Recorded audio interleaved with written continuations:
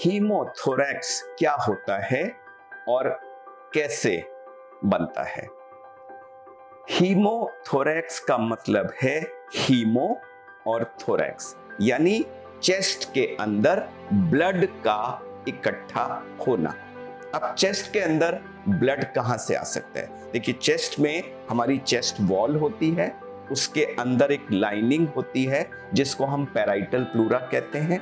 उसके अंदर लंग होता है, लंग की सरफेस पे एक लाइनिंग होती है जिसको हम विसरल प्लूरा कहते हैं, और वो लंग हमारे 12 से 16 बार प्रति मिनट जो है वो एक्सपैंड कोलैप्स ऐसे होता रहता है, जिससे श्वास की प्रक्रिया चलती रहती है। और इन दोनों लेयर्स के बीच में एक पतली सी फ्लूइड की लेयर होती है जिससे वो मूवमेंट ठीक से होता रहता है।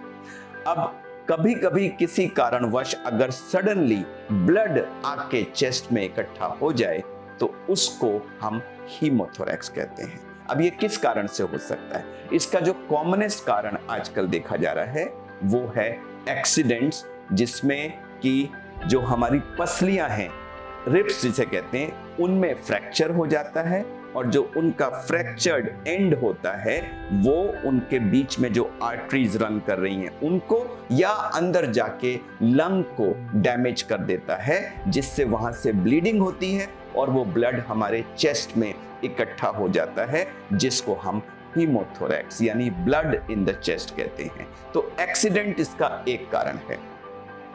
दूसरा कारण जो देखने को मिल रहा है आजकल कि किसी कारणवश अगर चेस्ट में कोई भी इंटरवेंशन किया जाए, जैसे कि आपके पानी था या कोई और प्रॉब्लम थी जिसको देखने के लिए कोई नीडल टैप या कुछ किया गया और उस प्रोसेस में कोई ब्लड वेसल इंजर हो गई, तो उसमें भी वहां ब्लड इकट्ठा हो सकता है। तो यह दूसरा कारण हो सकता है।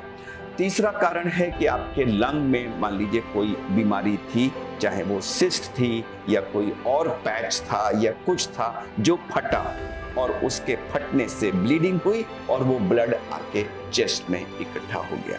तो इस तरह से एक्सीडेंट से लेकर इंटरवेंशन से लेकर अंदर की बीमारियों के फटने तक कई कारण हो सकते हैं, जिनमें चेस्ट के अंदर ब्लड जमा हो जाता है, जिससे लंग कोलैप्स हो जाता है और वो ब्लड वहां क्लॉट के रूप में जमा हो जाता है, जिसको हम क्लॉटेड हीमोथोरैक्स कहते हैं।